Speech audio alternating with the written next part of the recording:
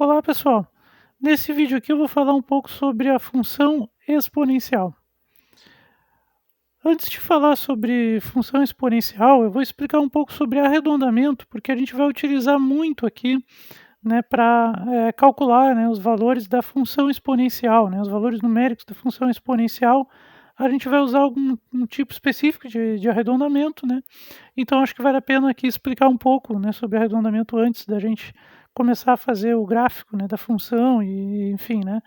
Então, bom, arredondamento, né, eu vou explicar como que funciona então o arredondamento para 2 casas decimais, né. Na verdade funciona para qualquer número de casas decimais após a vírgula, mas vamos começar com 2, tá. Então vamos supor que eu tenha um número desse tipo aqui, tá. Aqui onde está essa carinha, né, a gente vai ter na verdade um algarismo aqui, né, que pode ser maior ou igual a 5, né, nesse caso a gente vai incrementar a segunda casa após a vírgula, incrementar é aumentar, né, então em 1, né, em uma unidade, então de 7 para 8. Do contrário, simplesmente cortamos as casas a partir da terceira, então a gente não faz nada. Vamos dar alguns exemplos aqui, ó. Vamos arredondar para 2 casas o número, né, então a gente tem esse número aqui, né. Na terceira casa a gente tem 8. 8 é maior do que 5, né. Então o que que a gente vai fazer? A gente vai incrementar o 7, né, então vai para 8, e as outras casas a gente vai cortar nessas aqui, ó. Então vai ficar 275,68. Agora vamos supor que a gente tivesse o 3 aqui, né. Então o que que a gente faz? A gente não vai incrementar o 7, porque 3 está abaixo de 5. Como 3 está abaixo de 5, a gente não incrementa o 7, só corta então as casas que vêm aqui depois do 7, né. E como a gente quer arredondar para 2 casas, ou seja, deixar apenas 2 casas após a vírgula, então vai ficar 275,67, né. E o 3 ali em diante a gente simplesmente tira, né, retira. Bom, se a gente quiser para um número diferente, né, de casas decimais após a vírgula, a regra é muito parecida, né. Vamos ver aqui a regra para 6 casas, né. Então vamos arredondar para 6 casas decimais após a vírgula, né. Aqui está escrito só 6 casas, mas a gente subentende que é 6 casas decimais após a vírgula. O número, né, então esse número que está aqui. Aqui onde está a carinha, né, então tem a seguinte regra: se o algarismo for maior ou igual a 5, então incrementamos a sexta casa após a vírgula, né. Incrementamos, aumentamos 1. Do contrário, simplesmente cortamos as casas a partir da sétima, né. Como a gente quer arredondar para 6, a gente corta da sétima em diante, né.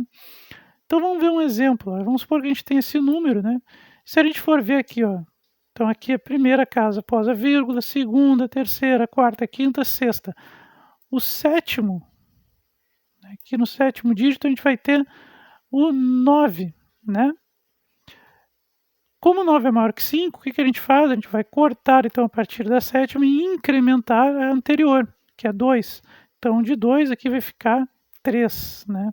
Para que era 2, ó, agora é 3, né. Por quê? Porque o número que estava aqui depois é maior do que 5, é o 9 no caso, né.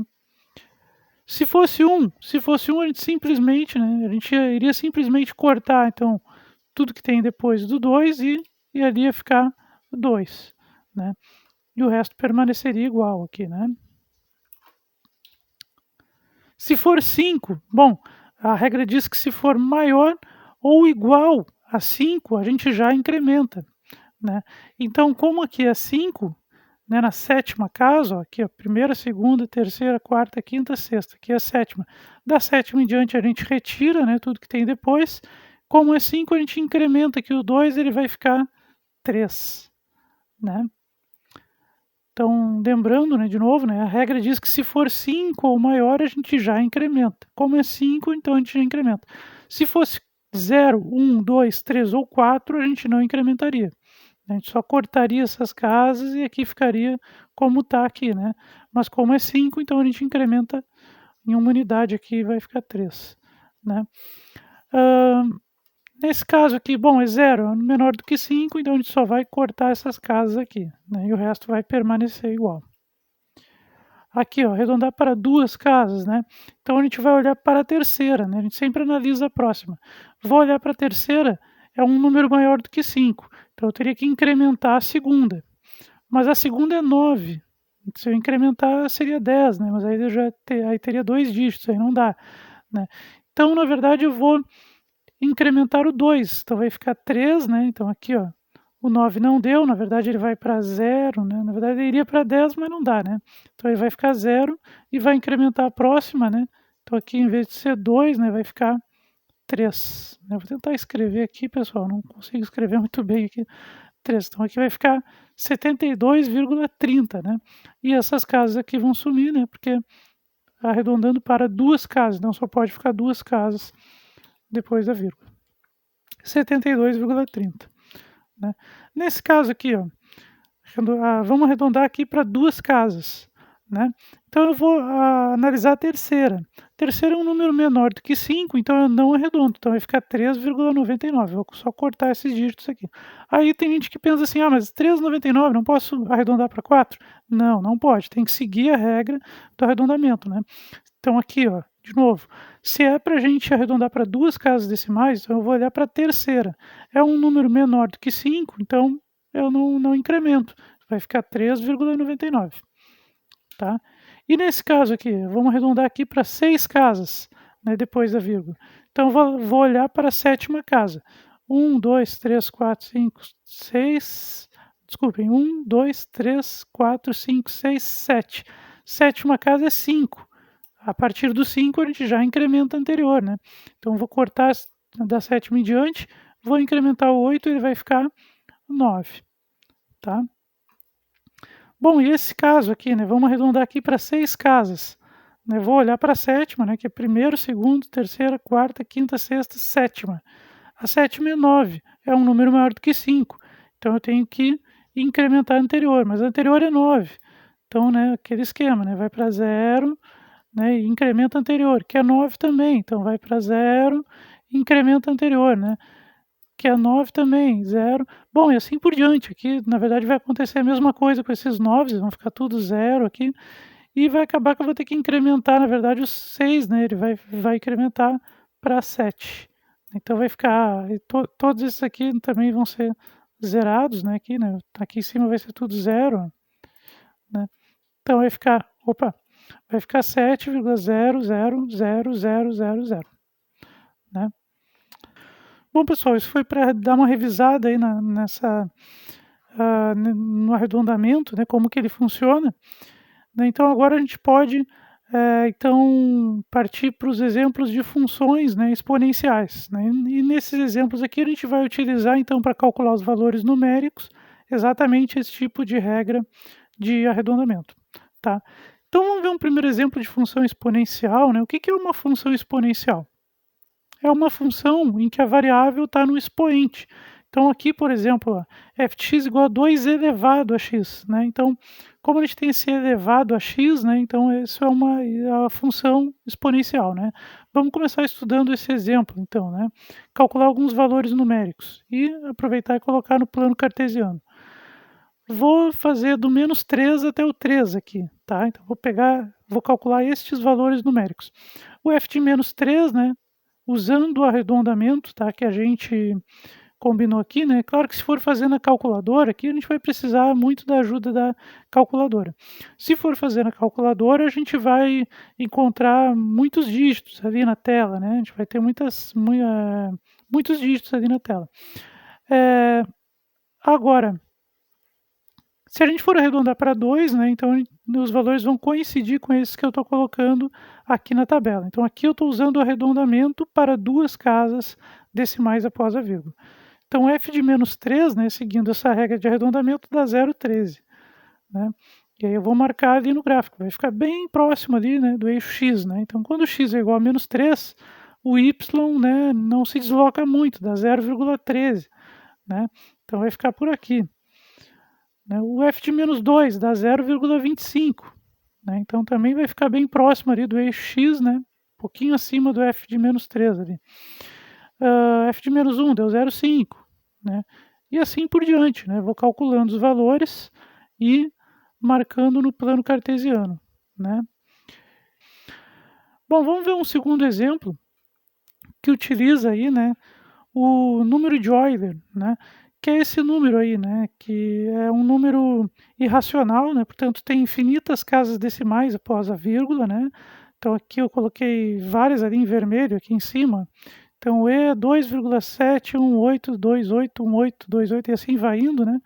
É um número encontrado em muitos fenômenos naturais e é um número racional, semelhante ao π, né. O π também é um número irracional com infinitas casas decimais após a vírgula, mas a gente pode arredondar. E o arredondamento que eu vou utilizar aqui é para 2 casas decimais, portanto E vai ser aproximadamente, né, a gente escreve assim, 2,72. Para fins de cálculo eu vou usar esse valor aqui. Bom, se eu quiser calcular os valores numéricos dessa função aqui, f de x é igual a e elevado a x, né? Repetindo, pessoal, e aqui é um número, tá? Não é outra variável, é um número de Euler, que é dado por 2,72, né? Então, aqui vai ser 2,72 elevado a x, né? E aí vou calcular os valores numéricos dessa função. Vou fazer para o menos 3, né? Ou seja, 2,72 elevado a menos 3, 2,72 elevado a menos 2, e assim por diante, né? Vou fazendo do menos 3 até o 3, né? Vou obter os valores numéricos, né? Posso fazer uma tabela, né, para me organizar. Aqui os valores numéricos são todos arredondados para 2 casas decimais após a vírgula, né?